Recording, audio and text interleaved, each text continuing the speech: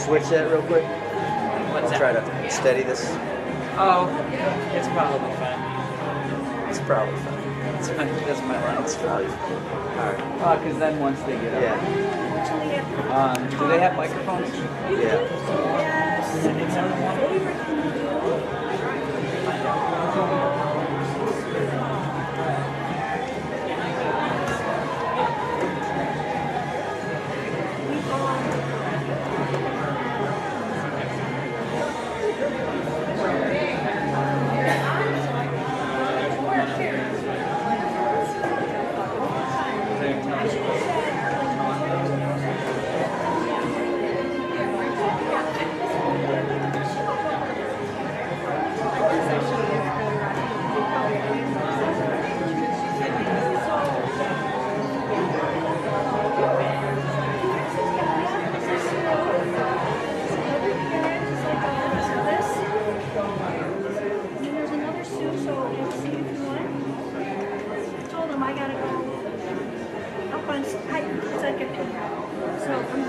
I don't have headphones. I'll just tell my Okay. Just have to hopefully.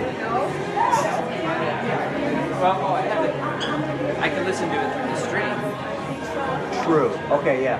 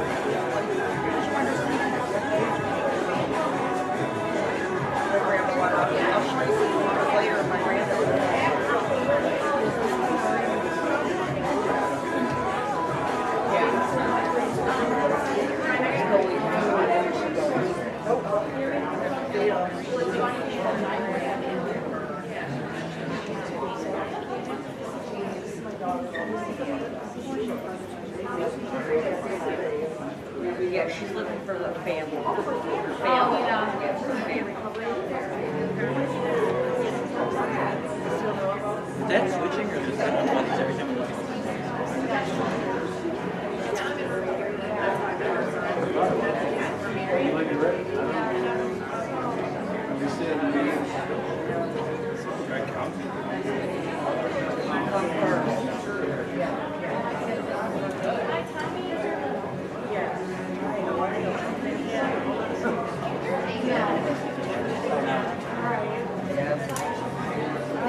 Oh, yeah. How are you? Hi, how is everybody? Good. Yeah? Yeah. I've been busy, like this season is busy, but I'm not slowing down now. So I'm gonna have to give Kelly a call. She called me a few months ago. Oh, really?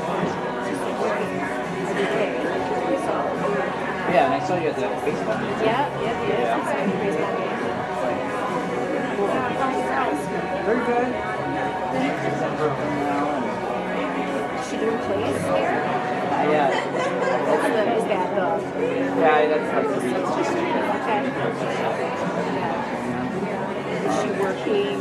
She's working on show chops. Assistant. Yeah, it's a lot of hours. I mean, I think it's better than going to work. Absolutely, or anywhere in this area. 'Cause Right. you're not gonna, you're not in the vicinity of where maybe the Right. No, but I mean even there, like working out, making seeing people that should be see doctors, like a little bit at least, right? Yeah, So good. it's a good thing for her to do. She's working with kind of like in head of the culinary side of the show. So she works on her team. Okay. I don't think I knew that she didn't get grades. I know that when she was done with school, she came back here for a while.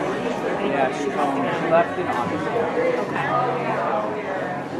Found her apartment with her friend, and As a dad, that's kind of I don't know, it's good. It's, it's still kind of nerve-wracking because the area she's in is not bad. It's not like beautiful, like. at the same time, like they have little daughters, right? Big burly daughters, right? They can't just take somebody down.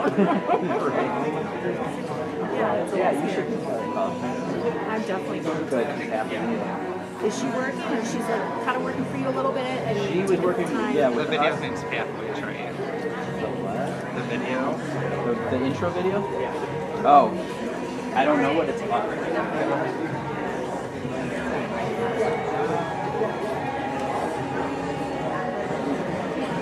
Hey, where are you sitting?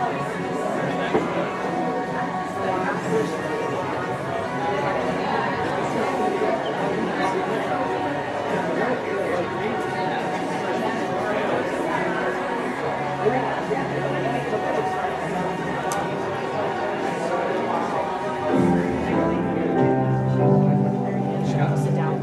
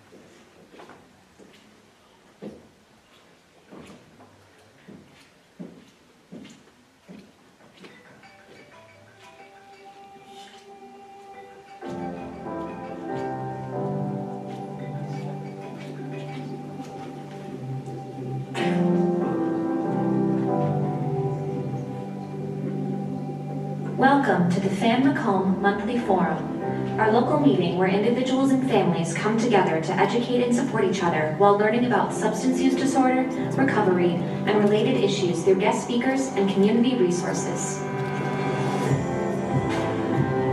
Families Against Narcotics continues to expand our reach across Michigan. What started as a single support group meeting in the basement of a church in Fraser has now grown to more than 20 chapters statewide.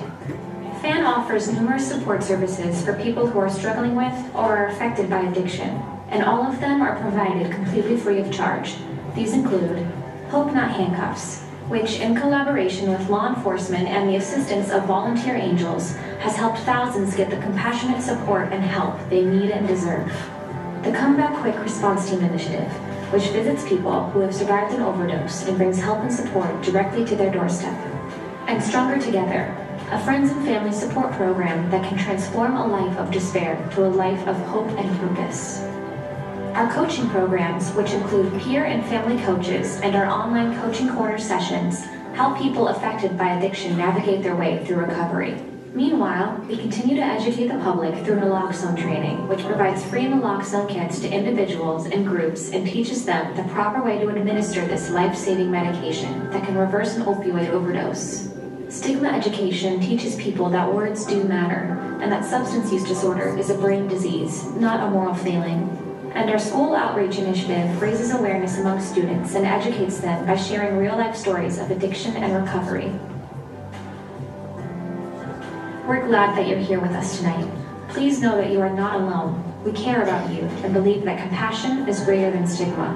We have peer and family recovery coaches in attendance, so if you need to talk with someone, please seek them out. And if you have any questions, feel free to ask a FAN staff member. We are here to support and help you.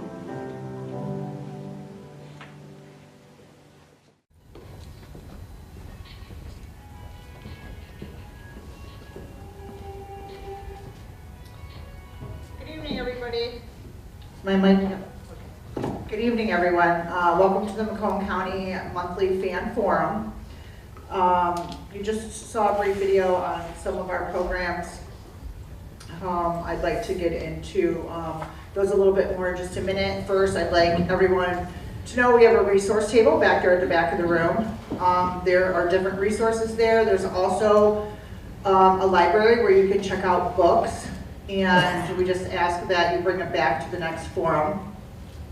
But there's resources back there for all of our programs, other programs in our community. There's sober living, flyers up there, probably a multitude of things that someone who's seeking recovery, someone in recovery, or a family member of someone who is in or seeking recovery might be able to utilize. So please check that out.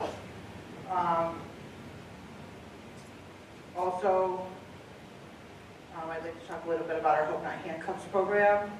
You did see that in the video. Our Hope Not Handcuffs program is a program where anyone who's seeking treatment can walk into one of our participating police departments, regardless of, 9 times out of 10, I'll say, regardless of warrant status, and let the police officer at the counter know that you're seeking treatment services, and they will call one of our volunteer angels from Hope Not Handcuffs, and someone will come out and assist you in getting into treatment.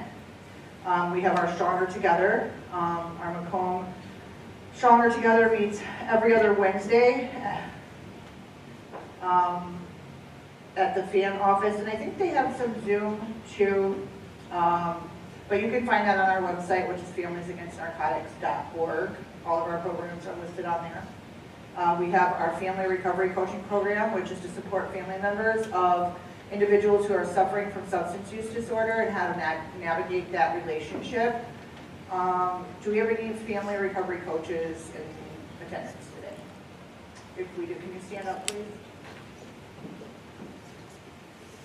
So if anyone here has a family member who is seeking recovery, in recovery, and you need support navigating the relationship with your loved one, you can get with one of these beautiful ladies after the forum, and we can get you signed up for a family recovery coach. And also our peer recovery coaching program, which our peer recovery coaches support individuals who are seeking recovery, no matter what that might look like to that individual. We support all paths of recovery. Do we have any peer recovery coaches here today? Could you please stand? Thank you. So if anyone is here and they are in need of support, you can get with one of these individuals after the meeting and they can get you signed up for a coach as well. We have our naloxone training coach, which happens before each Macomb County Fan Forum. I think that starts at 6 o'clock. Is that right? Yeah. It starts at 6 o'clock here at Paradox Church, the third Wednesday or the third Tuesday of the month prior to the Fan Forum. And you can sign up for that on our website as well. We also provide sober living scholarships. So if someone is trying to get into sober living and they do not have the funds to do that, they can apply for one of our sober living scholarships, and we may be able to provide them with rent for their first 2 weeks there. We're here to help. We know that this is a process, whether it's a family or a person who's suffering from substance use disorder. This is not a straight line by any means, and so here at FAN we do try to do anything that we can in order to support that process. Is anyone attending their first Fan Forum, fan meeting tonight? Okay, hold your hands up. We're gonna give you a little welcome bag.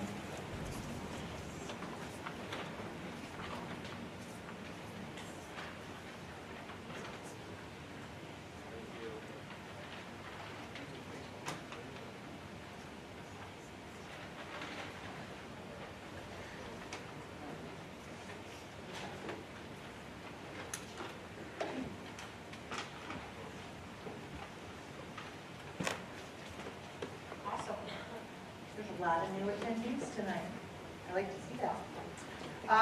So now what we're going to do is what we call pass the mic. And so we're going to pass the mic. We'll start at the front row. We'll pass it to each person who's here. If you could just tell us what brought you here tonight. I'm just going to say this because I hear this a lot. We don't want to know because you're in a recovery house and that kind of stuff. What in your life brought you here that you felt like FAN might be the place you needed to be tonight? Whether it's a family member or you're just seeking resources. We like to know what we can do to help, and that gives us a good idea of areas that we may not be touching. So I'm going to pass the mic. Brett's going to pass the mic.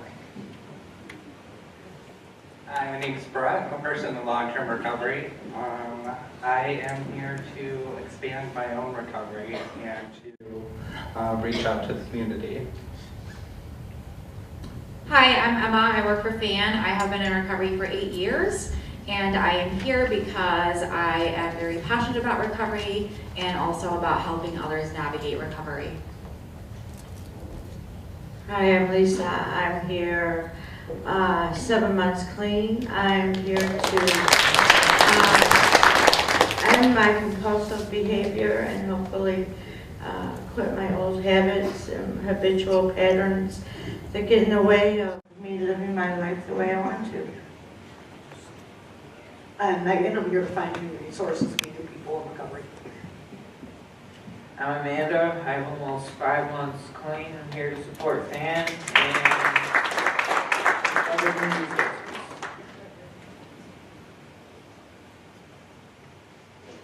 My name is Kevin. I have family members and friends in long-term recovery. I'm a fan of FAN. I'm Anna. I'm a family recovery coach with FAN. I have a son in recovery, and I'm here to just continue support. My name's Dawn. I'm with FAN for about 10 years. I have a son still struggling, and I'm a family coach, and I go out with QRT. Hi, my name is Steve. I'm here to support our son.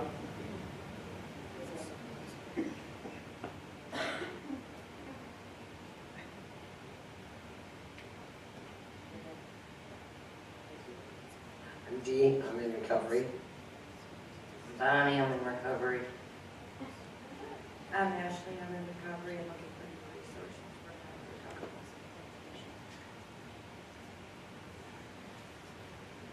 Good evening. My name is Mark. I'm here to be with Margaret, who's on stage, and I have 2 family members that are in recovery. recovery long term. Thanks.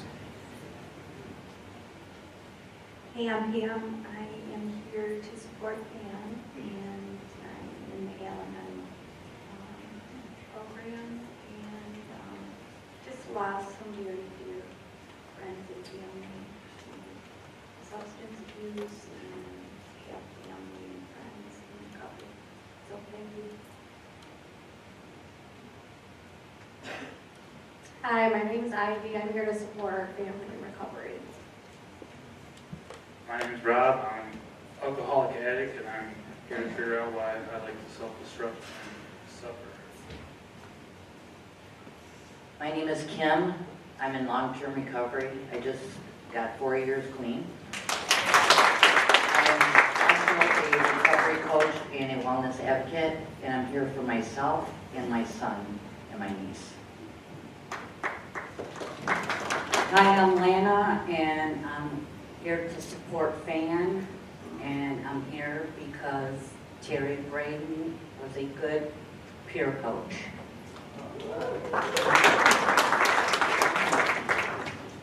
My name is Penny, and I'm here to support FAN, and I have a daughter and a grandson in recovery. My name is Julie. I work for FAN's quick response teams, and I'm a woman in long-term recovery, and I'm here to support FAN and do what I can to support others.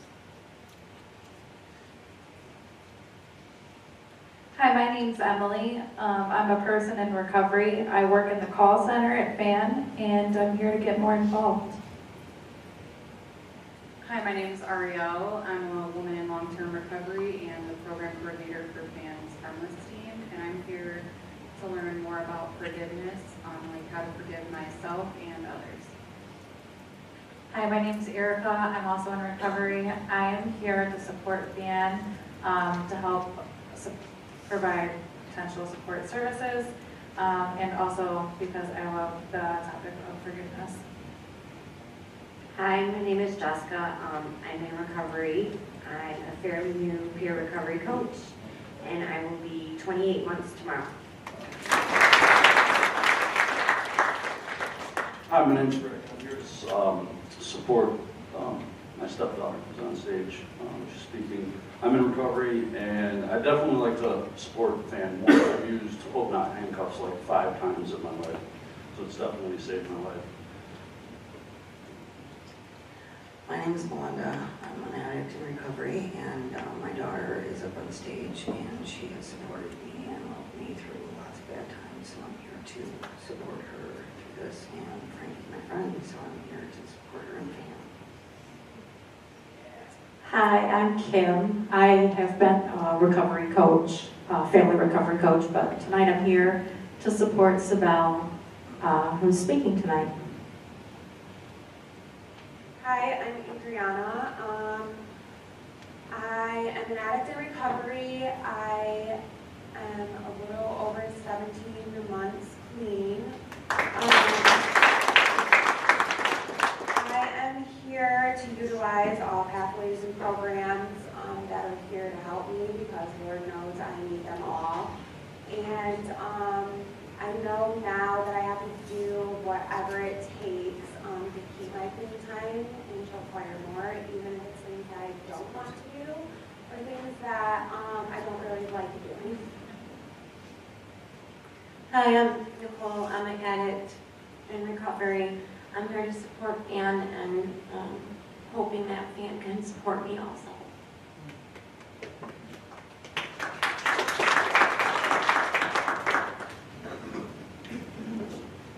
Hi, I'm Scott. I'm a peer recovery coach and overdose response trainer, and I have 9 years, 9 months, and 17 days in recovery today. My name is Sean. I'm a person in recovery. I'm here today to support my peer coach because he's crazy.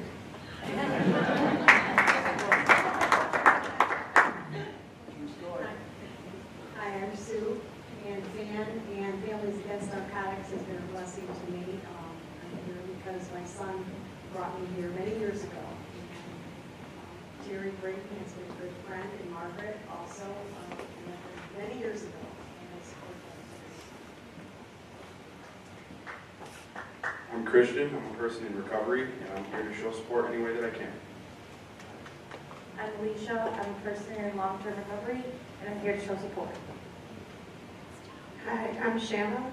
I've got 9 years recovery, and I'm also here personally to assist on my bill with my mom as she is struggling with recovery. My name is Kim, and I'm in recovery, and I'm here to learn all I can about staying in recovery and to support them.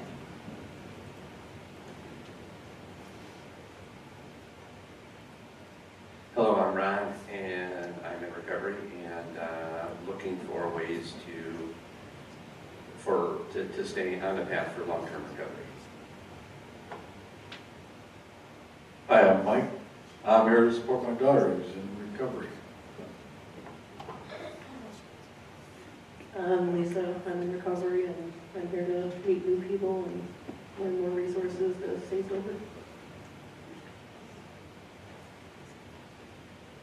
Hi, I'm Otis, and I'm here just be supportive. My name is Eric. I'm an alcoholic. I'm just trying to figure out how to make it through day by day.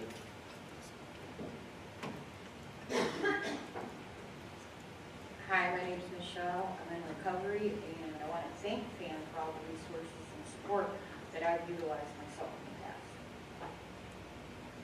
Hi, I'm Janae. I'm in recovery. I'm here to support FAN and to use all the resources that they have for us. I'm Melissa. I'm in recovery, and I came to listen to Isabel.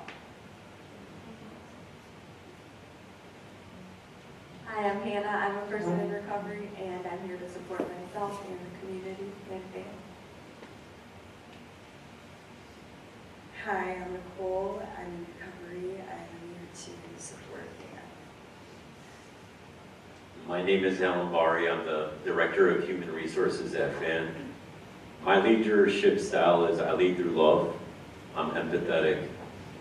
And my door is always open for anyone if they need any support. So that's why I'm here tonight. Thank you. My name is Brian. I'm a recovering alcoholic. I also work at the rehab in the halfway house in Brighton. I want to thank FAN. You were very instrumental in my early recovery. I want to support you as much as I can. I'm looking for resources and new impetus in my recovery. My name is Anthony. I'm a person in recovery. I work for Hope Not Handcuffs. I'm also here as a resource, so if you or anyone you know needs to get into treatment, please feel free to approach me.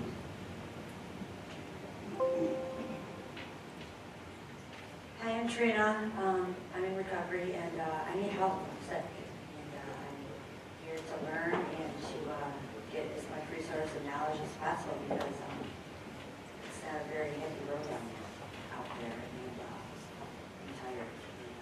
Thank you. Hi, I'm Kim. I'm in early recovery, so I'm here to get some new resources. Hi, I'm Joan Vieira. I've been sober for about 2 months now, and I'm just here to support them and support myself. Hi, I'm Chelsea. I'm an addict, and I'm here through 41B District Court.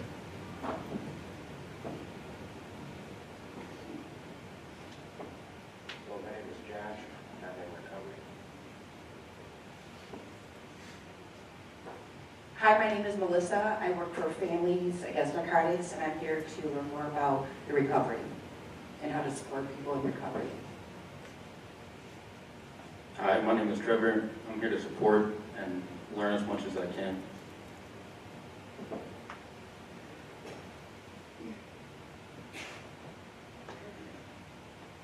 My name is Matt. I'm in recovery. I'm here to show my support. I'm Eric. I'm in recovery. Came to learn resources to share with those fellow addicts who may have taken different paths to recovery than me. I'm Keith. I'm a person in recovery, and I'm here to hopefully learn something new. I'm Chris. I'm a recovery coach with FAN, and I'm here to stay connected and show support as well. My name is Courtney, and I have family and friends in recovery.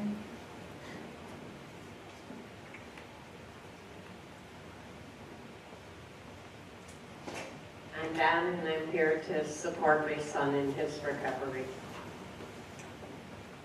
Hi, my name is Sue. I am a family recovery coach, and I'm here to support both of my children and to support you. Hi, I'm Hannah, a recovering addict. I'm here to support. Hi, I'm Sherry Detzler. I'm a defense attorney that's worked with folks that started their journey and are still continuing their journey in recovery, and I'm here to learn more about forgiveness. Hi everyone, my name is Danielle. I'm the Director of Operations at FAN, but I'm also the daughter and niece and granddaughter of people that have struggled with substance use disorder. Hi, I'm Rick. I'm one of FAN's full-time peer recovery coaches, a member of the multiple group response team, and I am on a team, a downriver drug court team. And I'm just here to support anybody that's still struggling, because I was that person struggling once. Thank you.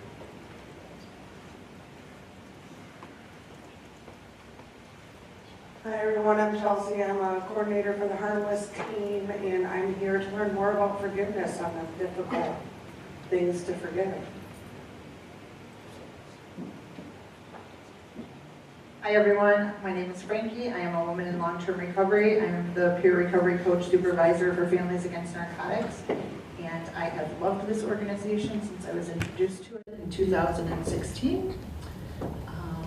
And I come to as many forums as I can.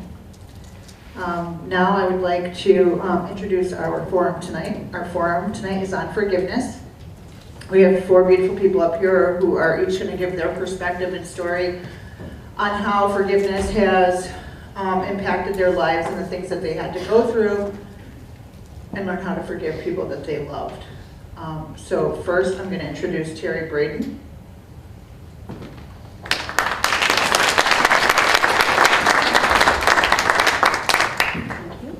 Thank you. I'm here to just share my perspective of forgiveness as a parent, as a mother of a son that had a heroin addiction for 10 years. And I guess I'll start at the beginning, because to forgive, you first have to realize how angry you are, how frustrated you are at the person sometimes, just because, not because of the disease, but maybe because they brought it into your world. I never had to deal with that before. I didn't grow up with it. I didn't live with it. I didn't have extended family that I watched. And when it started happening in my home, I was at a complete loss. I mean, I had a vision of my family. We're hard worker. I work. My husband works. We stay on task. We pay for everything that we've got, everything that we do. We have a comfortable life. And we provided that for our son. And when I realized that addiction was taking place in my household. There was drugs in my household. I was at a loss. And after trying to solve it, which we all know was impossible for me to do, I think that it took me a while to realize that I was angry, and a lot of my anger was probably faced towards him, because I didn't know a lot, like I said, about addiction. So I was at that assumption at the time that addiction was a choice, and it was something that he chose to go out and do, and then he brought it into our home, which means it brought in stealing, the lying, all the kind of things that go along with it, which everybody already knows that. And I think I was resentful, I was angry that it was there, and he was ruining the picture that I had of what my life was going to be like, of what his life was going to be like. And it took me probably 3 years of living with it in my house before I reached out for help. And it wasn't until then that I started to look more at myself and what I was going to be able to do and what changes I need to make. Because originally, as a parent, you look and we think we did most everything right. We weren't perfect, but we provided, we loved, we cared for, and then all of a sudden, this monster comes into our home. And of course the monster is addiction, but in the beginning it's hard to realize it because you're trying to get somebody back into a mold, more or less. And it wasn't until I reached out for help for myself, through a support group, that I started looking at things in a different way. I started educating myself coming to FAN, finding out the information at the FAN meetings, going to the support groups on the other nights, and listening to other people's stories and hearing what they've been through, which at the time some of it had been through worse than I had. As the situations escalated in my home, it wasn't as daunting as it was in the beginning, because now I wasn't looking at it in the same way. I was looking at it and being helped by other people that had lived it, that were living it. I had somebody to go to, I had somebody to talk to, somebody to share, somebody that wasn't judging me, that wasn't judging my son, that was instead teaching me as I was trying to teach other people as new people would arrive and as we went through this path, this journey together. And I think that so far as forgiveness, I didn't even realize sometimes that that's exactly what it was, because it was just taking every day at a time. What I realized was the anger, which comes with the need for forgiveness, was taking up so much energy and so much of my life. It wasn't changing him, it wasn't changing anything, but I was just angry. And it wasn't until I reached out for help that I started realizing that the anger wasn't deterring him, and it was making me tired, miserable, grouchy, isolating a lot of times. And I had to learn and look at my own self for the first time probably in my life, and look at the way I reacted to other people.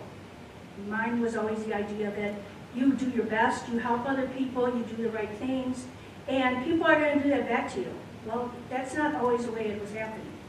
And I think that other times when I would do things for other people, for other family members, they didn't always follow through what I thought. If I do this, they're going to do this.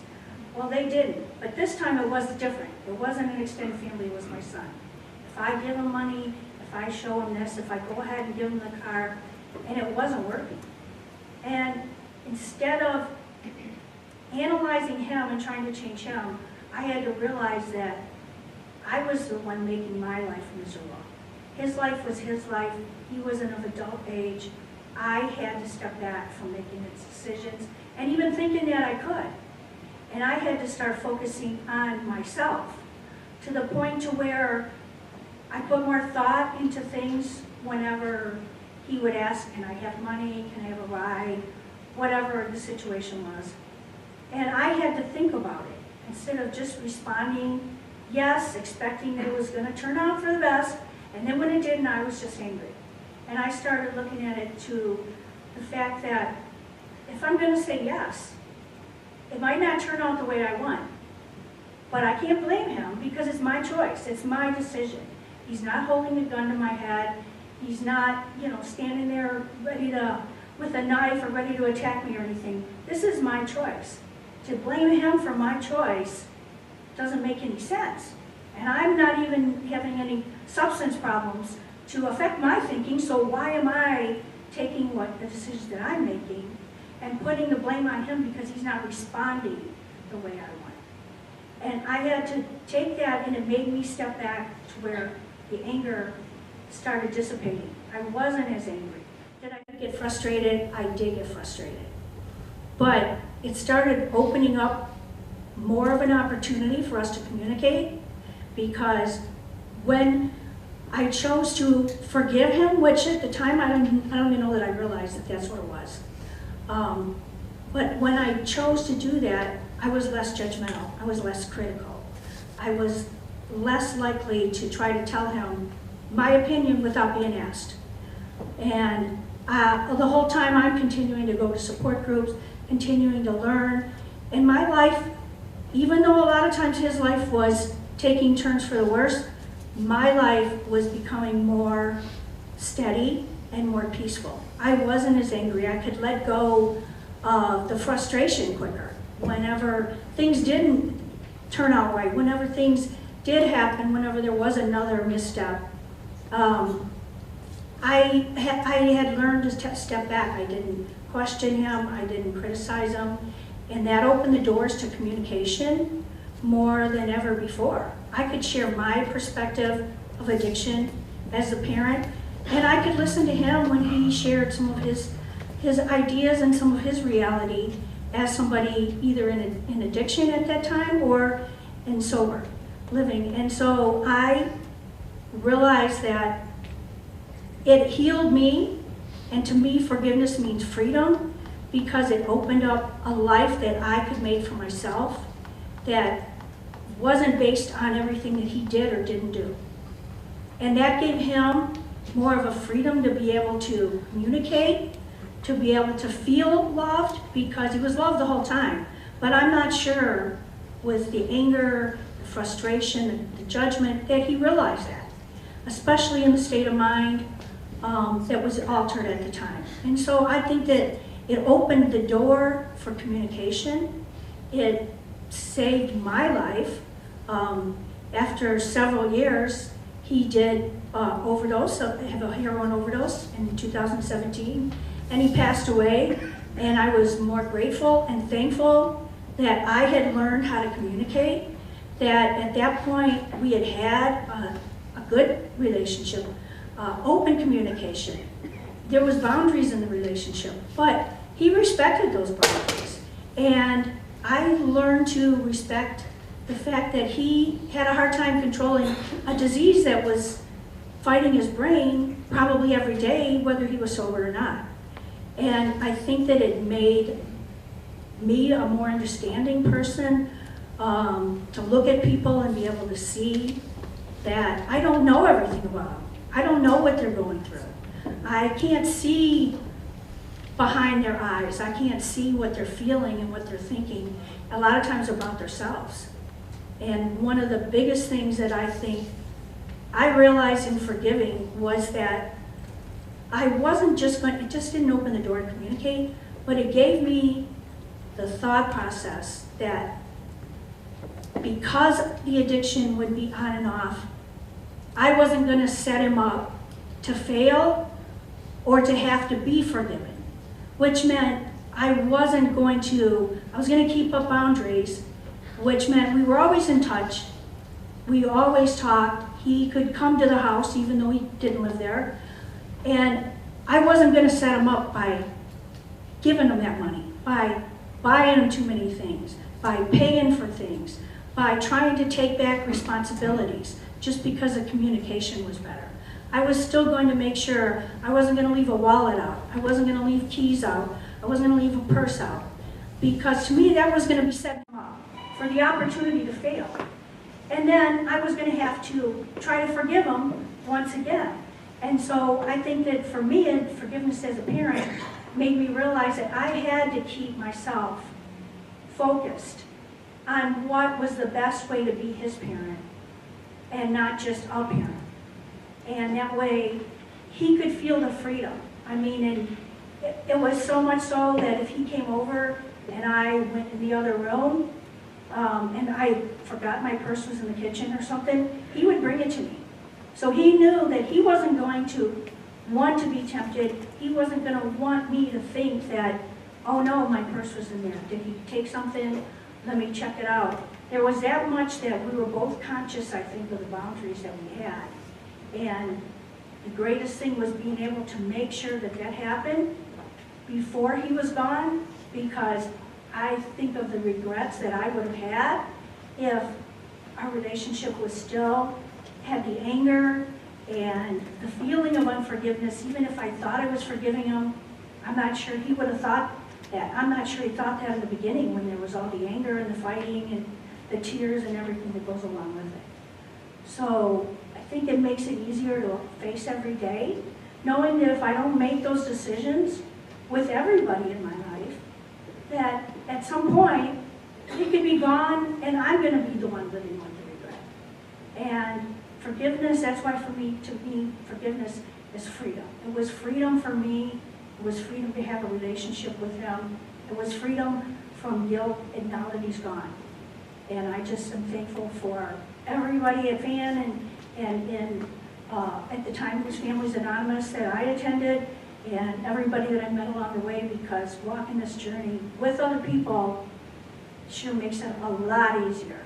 So if anybody needs, please reach out, for a coach or to a meeting or something, because they do have the Stronger Together. They do have so many different meetings that is available. So we can teach each other. Thanks.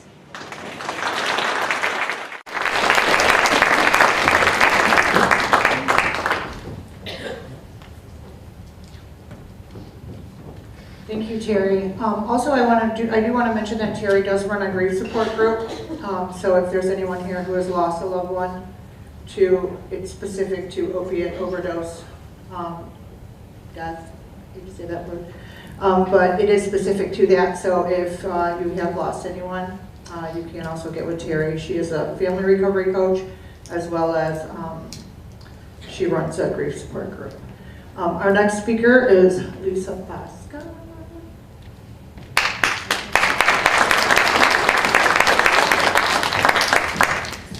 Thank you, everybody. So I had a little skit that I was going to do tonight, but unfortunately it's not going to happen, and I'm going to tell you why. So it started with me being a survivor of domestic violence many years ago. And then as my kids got older, they struggled with substance use disorder, so I had to learn a whole lot of forgiveness for a whole lot of things. And I wasn't sure how to do that, and my little talk tonight was supposed to forgive my child. My middle child here, he was supposed to be here. He has gone back out, so I'm not able to do that. So now I'm kind of winging it. So just bear with me a little bit. So forgiveness for me started actually just a couple years ago. I was, like I said, I was a survivor of domestic violence from my ex-husband, and my adult children struggled with substance use disorder, so I was very angry for the longest time. I didn't really know how to forgive. I didn't know how to learn. I didn't know how to move on and just get past a lot of things. I just kind of slid them under the rug, hid behind a face, a smile, worked in the emergency room, and everybody thought life was great. My kids were all doing well, and I had the best husband in the world. So I really didn't know how to forgive. I became involved with FAN about 8.5 years ago. Went to my first meeting, and I will never forget the very first meeting I went to. My old director, Diane Gardio, was standing at the corner, and I walked in with my head hanging down low. I was very down. I was very depressed. I thought, oh my gosh, I'm the only one that is struggling here, that has children that are out there using and lying to me and stealing from me. And she met me after that meeting, and that's how I became involved with FAN. And I realized at that point that I was not alone. I had a whole auditorium full of friends that knew exactly how I felt.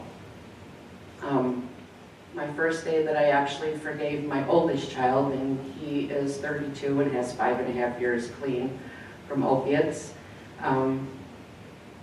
When he decided to surrender himself, I had found him on the toilet that day, and I was very angry, and everything that I learned in the medical field had totally went out the window. But I said to him that day, I forgive you, because I know what you're struggling from is not your fault. And these are things that I learned from FAN. So as time moved on, last year in November, my ex-husband passed away from an overdose. I was very angry with him for me being with, it wasn't his fault I stayed with him for so long, because I was old-fashioned and better for worse. I thought it was going to get better any day, and I stayed with them. And 2 years ago, I finally looked at him and I said, you did a lot of mean things to me. You've done a lot of mean things to our kids that I will never, ever forget.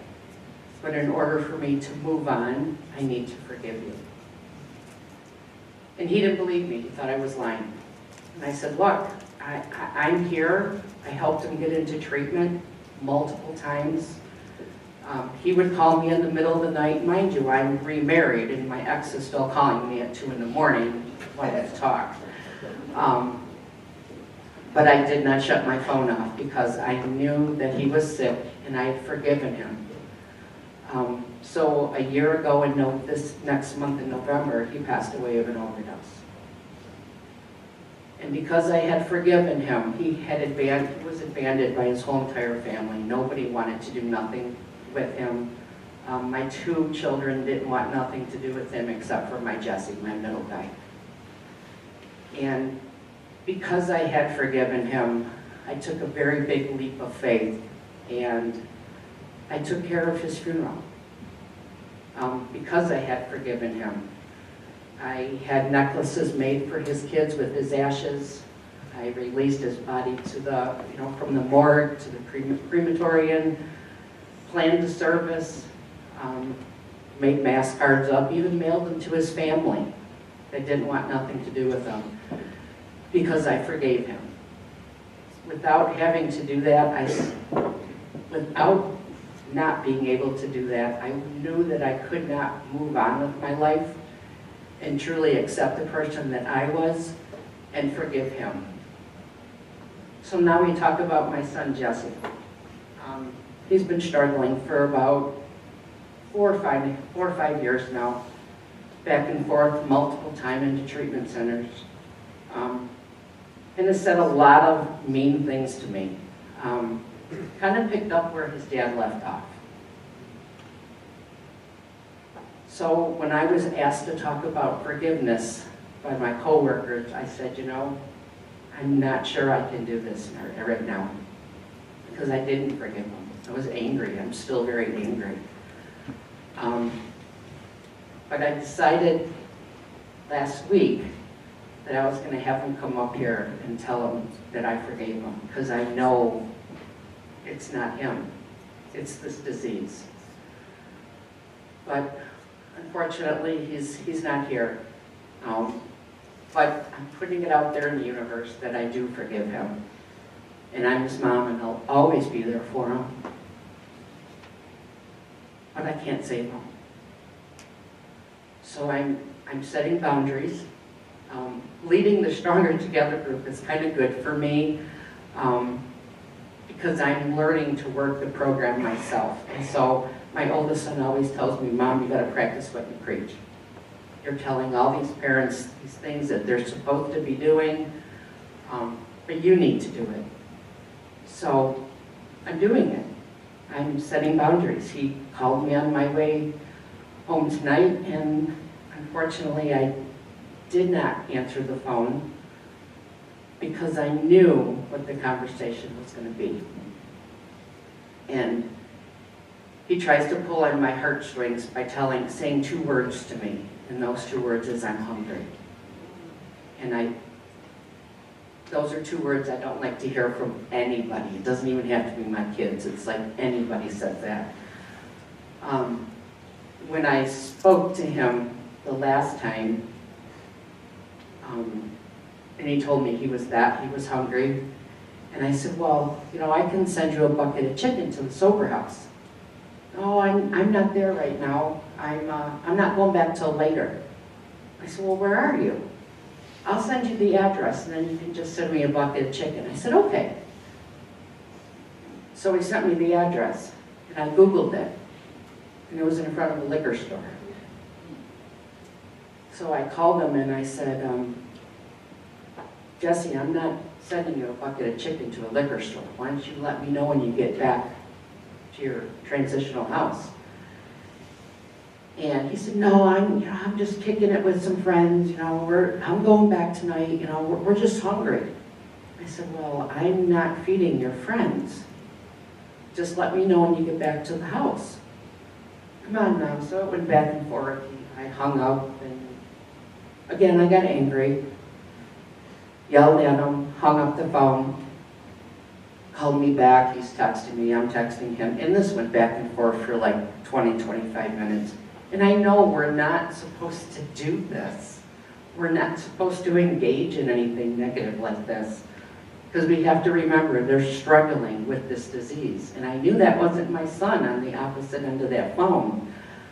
But I was angry because I already had known that he had been kicked out of that sober house. but I wanted him to tell me that he was. And he still wouldn't, until the very last text message. He goes, fine, I'm not staying there no more, I'm gonna go sleep in a tent. Okay, well, why are you gonna go sleep in a tent when you had a warm bed? Well, this guy just tried fighting me, and I said, oh, okay. That's usually what the story is, every 2 to 3 months. It's everyone else's fault. So again, I got angry.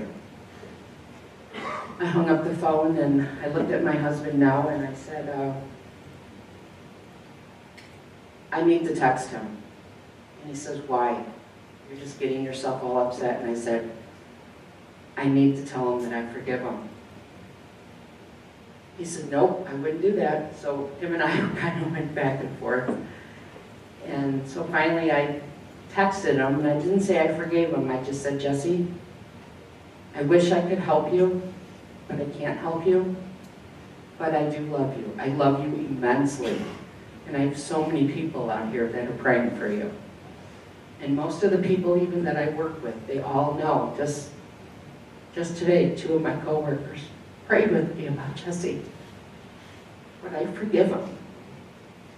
So, when we're told to forgive our loved ones that are struggling, it's hard. So I'm not going to come up here and tell you it's easy, because it's not. It's very, very difficult. And we as family members, we relapse too. We fall short. So in order for us to forgive them, we need to forgive ourselves first.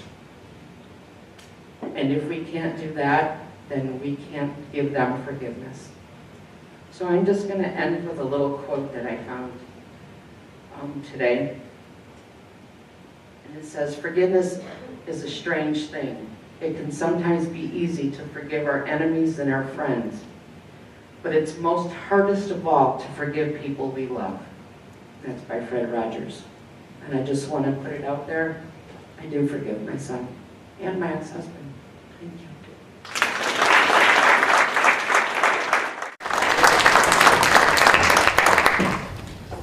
Thank you, Lisa.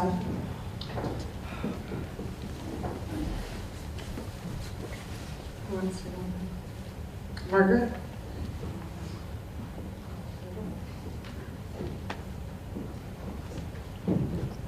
Good evening. My name is Margaret, and I've been involved with FAN for 14 years. Pretty much changed my life, saved me, along with a lot of other tools that I've been blessed with. So for me, I've grown up with people with substance use disorders my whole life, starting with my mother. From the time I was born until I was 13, she was an alcoholic, and when I was 13, she quit drinking and started using prescription pills, and she never stopped until she wound up in a nursing home when she had a stroke, and she wound up in a nursing home when she was 82, and I didn't have a close relationship with her. My 3 brothers did, but I became her caregiver during that time, and it's my higher power, which is God. You know, He's put me in circumstances with people to where forgiveness is something that's been able to happen through those circumstances. And during those 2 years when she was in a nursing home, you know, I realized a lot about her. Sometimes when people have dementia, they'll talk a lot about their past. And there were things I found out, you know, how she grew up that were pretty unbearable for her. And probably if she would have been properly diagnosed when she was young, she would have been diagnosed with schizophrenia. And instead, you know, turned to substances and pills. And so during that time, I was able to take care of her, see her every day, and truly forgave her before she passed. That took a lot of years. I wish I would have been involved with FAN sooner in a 12-step program and a biblical program very early on in my years. Then I would have probably found it in my heart to forgive her sooner. Growing up as a child of an alcoholic will often marry people with substance use disorders because we're going to save them, we're going to fix them, and you become an enabler, codependent, And I was all of that to my boy's father. We were married for almost 20 years. And he had substance use disorder his whole life. Unfortunately, he was in a horrible car accident when he was 16. I didn't realize he had a drug problem. He was a fun guy, married him, you know, and it never stopped. Unfortunately for him, we divorced after almost 20 years, and his substance use, he passed away in 2013. So he couldn't beat it. I was very angry at him, angry for a lot of reasons. I was always angry, we talked about anger, angry at everyone because of, I didn't understand substance use disorder. I didn't think it was a disease. I thought people were just doing it. I took it personally, and I also thought they could just stop. Why can't you just stop?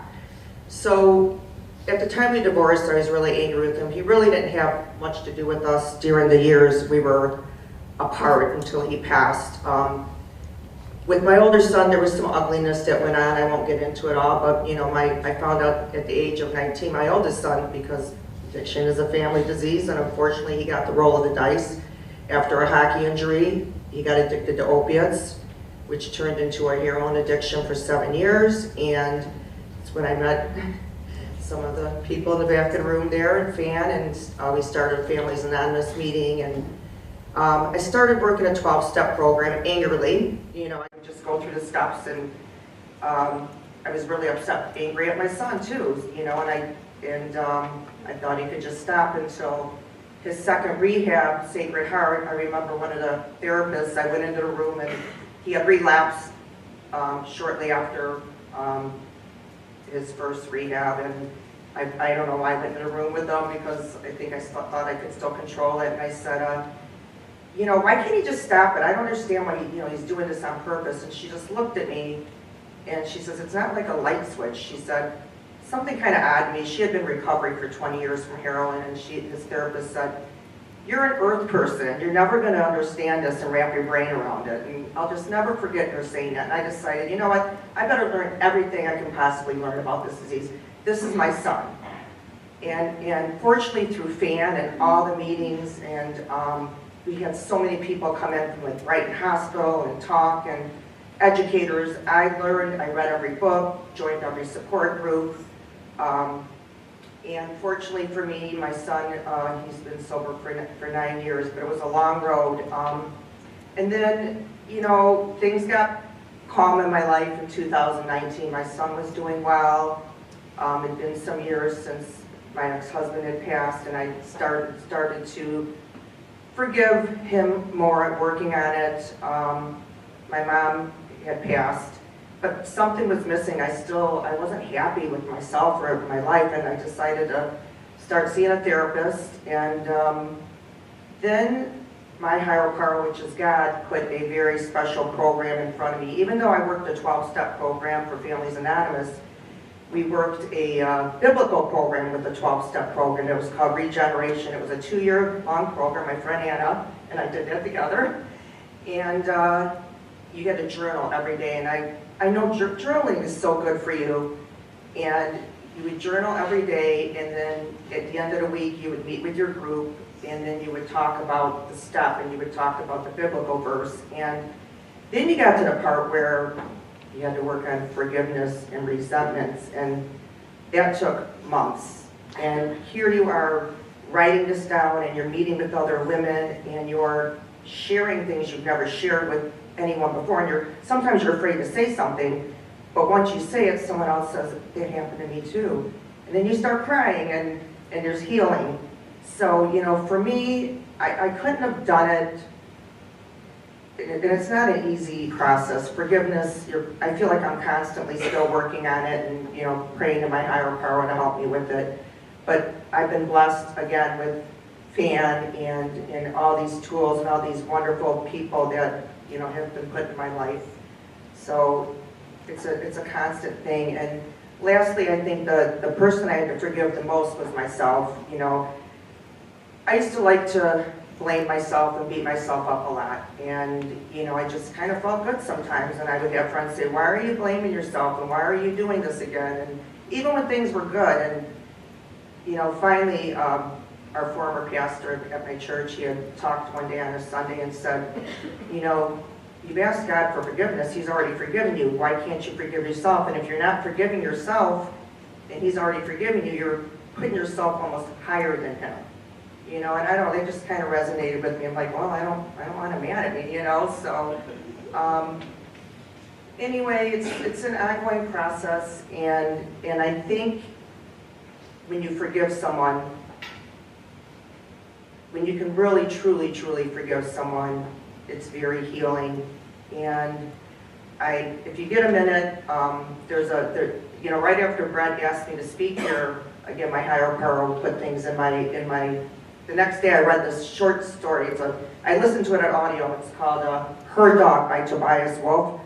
He's a really good author. I've read some of his books. He can be a little dark, but this is only a 12-minute audio, so for all you dog lovers. And it's really just a story. It's a quick story. I'm going to fast forward to the end because I don't want to be a spoiler for you, but anyway, I'm going to. It's about an owner and his dog, and his wife had passed, and it was her dog. That's why it's called Her Dog. And throughout the story, the owner is kind of upset because now he's kind of stuck with her dog. And the dog's older now, his name's Victor, and they're walking through the woods where she would always take him, and the owner's not digging it. You know, he's like, doesn't like doing it, but he's doing it because it was her dog, and out of nowhere comes this big dog, and we're just going to call this big dog Dexter. And here's Victor, and he's old, and the dog goes to attack him, and the owner's like, shoo, shoo, get out of here. The owner's name is John. John's like, go away. Finally, the Dexter's owner comes around. He's like, sorry, he wasn't going to hurt anybody. And John picks Victor up and says, I'll kill your dog if he touches my dog. You know, and he's like, he wasn't going to hurt him. Well, anyway, after that, I just have to read you what Victor says, which is great. Victor says, you know, he's like, I'll kill him if he touches my dog. What devotion. This is the dog saying this to John. Almost canine. Victor finished and made a show of kicking back some dirt. He raised his head and he tested the air like a connoisseur before starting up the trail. You know I could have handled him, John. Maybe so, Victor. He wasn't going to do anything anyways. And since when do you care? It's not like you even wanted me. If it hadn't been for Grace, those guys at the pound would have killed me. It wasn't you that I didn't want, John said. You in particular, I just wasn't ready for a dog. Guess not. The way you carried on when Grace brought me home. You were such a brat. I know. Our little conditions for keeping me. I was her dog. All the feeding, all the walking, picking up poop, baths, trips to the vet, arrangements with Kettle. When you went out of town, her responsibility. I know, says John. Her dog, her job to keep me out of the living room, out of the study, off the couch, off the bed, off the Persian rug. No barking, even when someone came right to the door. I know, I know. And then when they kicked the dogs off the beach, remember that? No way were you going to get stuck back here. No, Grace had to walk me in the swamp while you walked along the ocean. I hope you enjoyed it. I didn't. I felt mean and ridiculous. But you made your point. Her dog, her responsibility. You let her walk me in the rain once when she had a cold. She insisted. Well, then you should have insisted more. And so they go on to talk, and the dog just says, you know, they're going back and forth, and, you know, he says, did I ever bark at her? And he said, no. You did. And she barked back. We disagreed sometimes. All couples do. Not Grace and Victor. Grace and Victor never disagreed. Did I ignore her? No. You ignored her. She would call your name, and you would go on reading your paper, watching TV, pretending you didn't hear her. Did she ever have to call my name twice? No. Once, and I'd be there, ready for anything. Did I ever want a mistress? No. You did. You looked at those women in the park and on the beach and other cars as we drove around. Men do that, John said. I didn't want anyone, but Grace. Yes, you did. And then the dog says, I loved her more than you. I loved her with all my heart. And this is the part about forgiveness where John says, you had no choice. You were a dog. You can't be selfish. But we, men, it's a wonder we forget We forget ourselves long enough to read a book or buy a birthday card. As for love, we can love, but we're always forgetting. I didn't forget, Victor said. That's true, but then you missed out on being forgiven. You'll never know how it feels to be welcomed home after you've wandered off. We're lost without forgiveness. We can't do it for ourselves. Can't take ourselves back. I never wandered off, Victor said. No, you're a good dog. You always were. And, you know, that's the part I like, you know, when they said about being forgiven. You never knew how it feels to be welcomed home after you've wandered off. Thank you.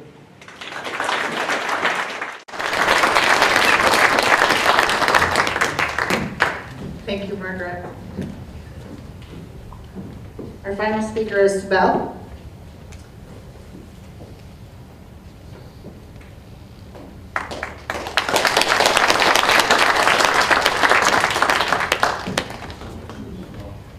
Hi.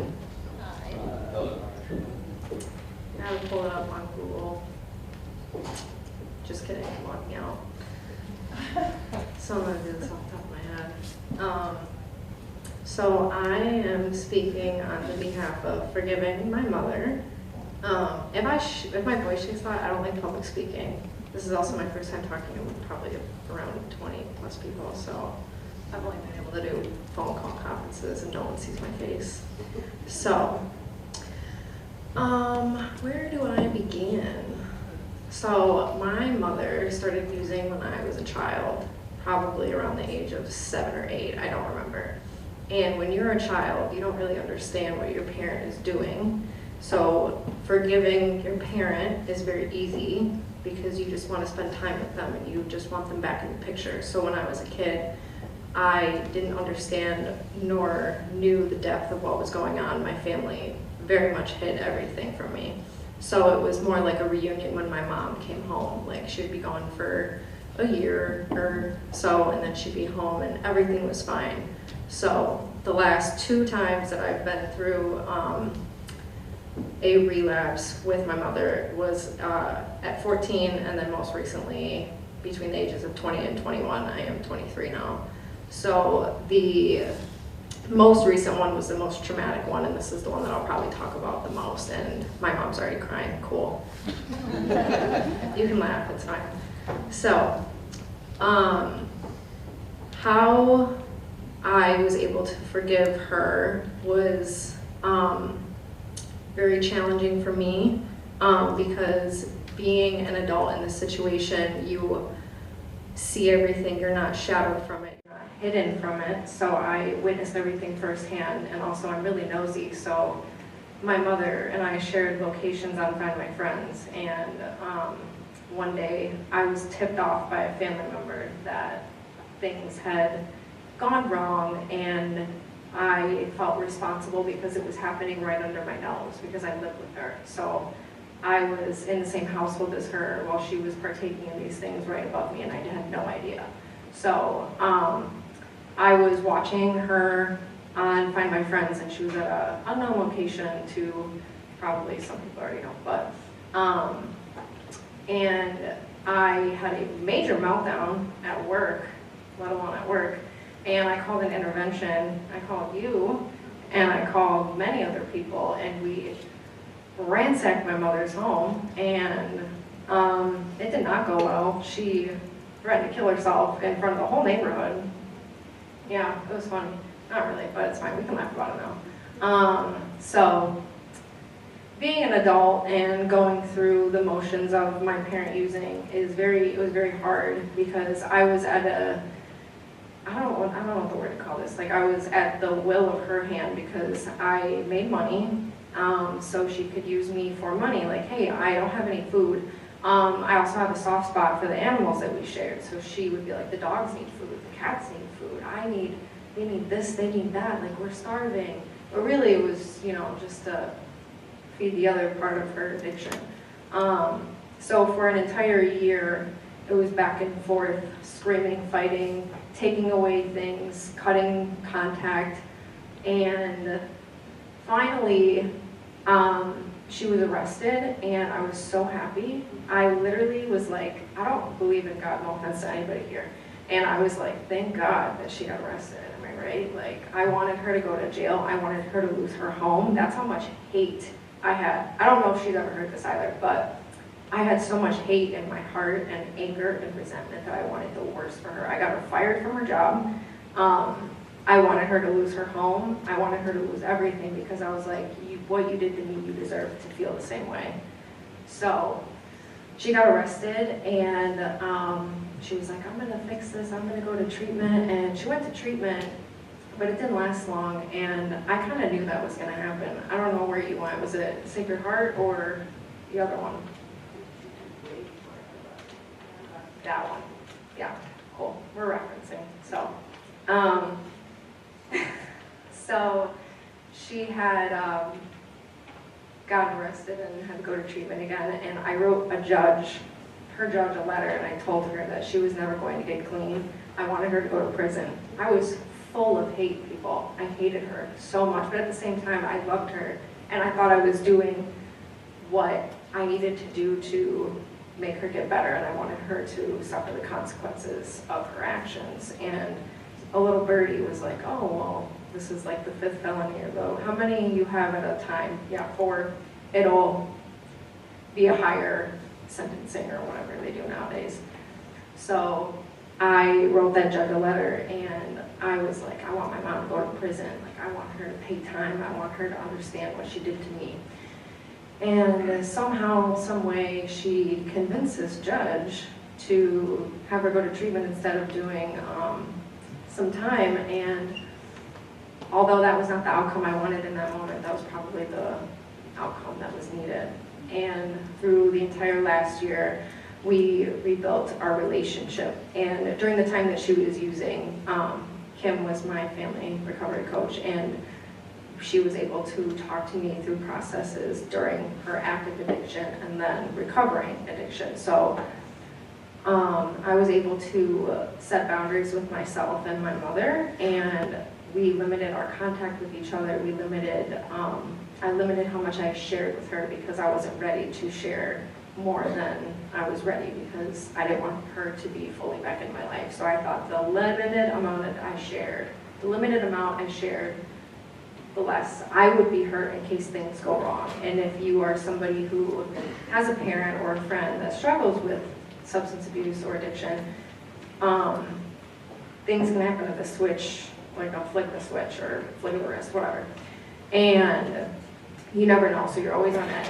You're walking on eggshells. You never know what's gonna happen. So the best thing for me at that time was to set boundaries and limit my time, because I didn't want to let her back into my life fully until I was ready. So I was also seeing other types of therapists to cope with those feelings and anger and resentment. And probably wasn't until like the end of last year that I was fully accepted and I forgave my mother. So it is possible to forgive, no matter how much you hate the person and what they're doing to you and what they caused you, and how much you probably wanted to self-sabotage them as well in the process. But we've come a long way, and I'm still learning how to forgive the person sitting next to her. So, thank you.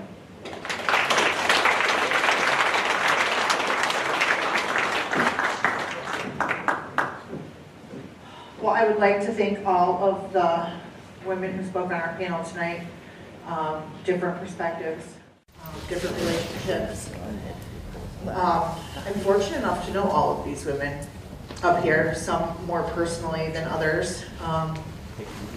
And Terry is always, I have to say this, Terry has always, when I hear Terry's story, she is the example that I use when I'm trying to explain to people why it's so important to get a family recovery coach. Because I used to be on a QRT team with her, right? And we would talk all the time. I actually got to go out with her today. It was like deja vu. But, and she, you know, she told me about how she got to have this relationship with her son while he was still alive and in active addiction that didn't revolve around his disease, right? And I thought that was the most profound thing I had ever heard. I don't know why. I'm a person who suffers from substance use disorder. And I can't imagine anybody that I had or have in my life even today when I was in active use that would have taken the time to do that. Everybody was angry at me all the time. And so, you know, I just, whenever I am telling someone, oh, we have this family recovery coaching program and this is what you can accomplish, that's the example that I use. And Sibel, her mother, is one of my very best friends. She was actually my sponsor through a fellowship for my first 4 years in recovery. And they live right across the street from me. So yeah, me and Sibel did some stuff there. And you know, I have a daughter her age and you know, they talk. I've been fortunate enough to work with Lisa for years now, long before I ever worked at Families Against Narcotics. And Margaret, I know through my good friend Amy, and you know, we've kind of developed a little bit of a relationship too, so I'm very fortunate to know these women up here. Brett asked me to speak a little bit on self-forgiveness, so I'm going to delve into that for a minute. As a person in recovery, one of the hardest things to do is to forgive ourselves. I don't find it hard to forgive other people. I really don't. I've never really been a grudge-bearing person. But when I think about the things that I did while using drugs, those things are sometimes were very, very hard for me to forgive early on. I don't think I truly forgave myself for a lot of those things, and probably until about the last year and a half, and I'm coming up on 8 years in recovery. When you are a parent and a daughter and a sibling, you hurt people that are close to you, especially your children. I remember one of my biggest motivators in staying in recovery when I first got clean was a letter that I got from my daughter while I was incarcerated, telling me how sick she was of my lies and my broken promises, and I just will never believe you again. Her and I are very close. We've always been very close, even in my active use, but she was always very angry. And so it took a lot of therapy, a lot of step work, a lot of talking to other women in recovery who have gone through the same things that I have.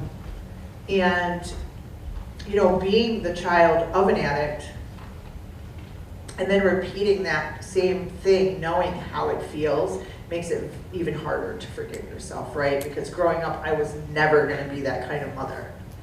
But history does repeat itself, and there are trauma and things that are caused to children who live in households of addicts that, if untreated and unhealed, leads to other things, right? Mine was substance use disorder.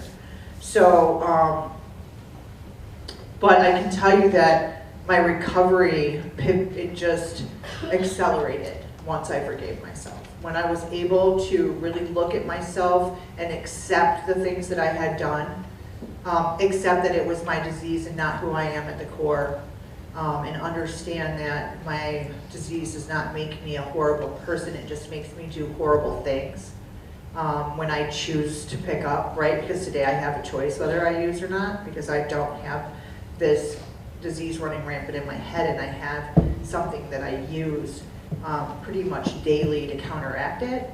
I have a choice today whether I use drugs and alcohol. So I'm just thankful. I'm thankful for the people that I have in my life. I'm so thankful for organizations like Families Against Narcotics. I do have a female recovery home. That's how I got introduced to this program. was like, these women would come to my recovery house and be like, oh, I've got this scholarship from this place called FAN. I'm like, what is FAN?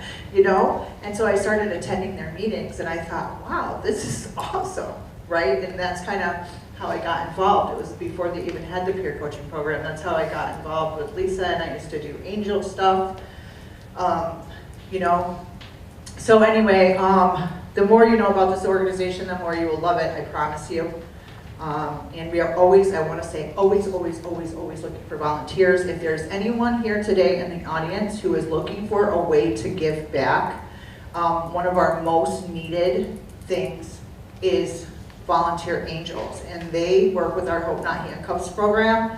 When someone walks into one of our participating police departments, we send a volunteer angel to sit with them. Our angel program has changed a little bit.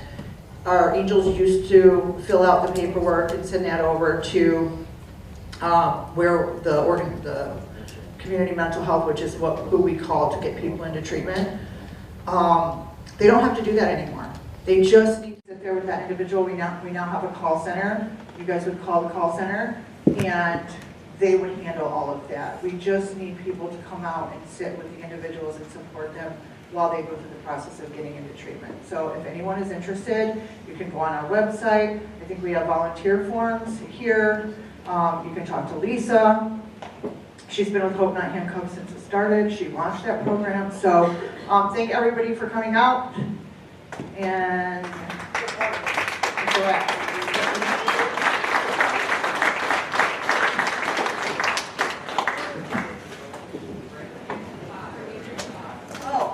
about that. Can you come up and tell them about it, Brett?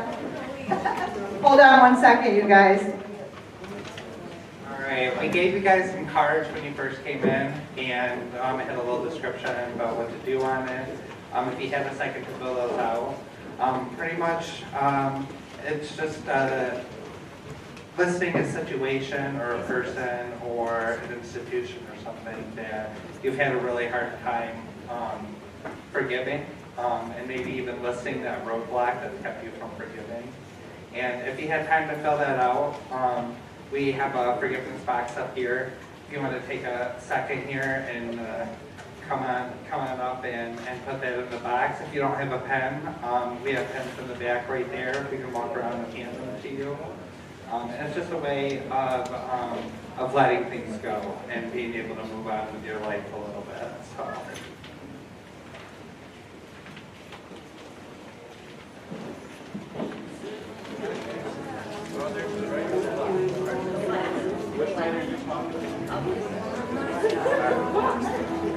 Amy.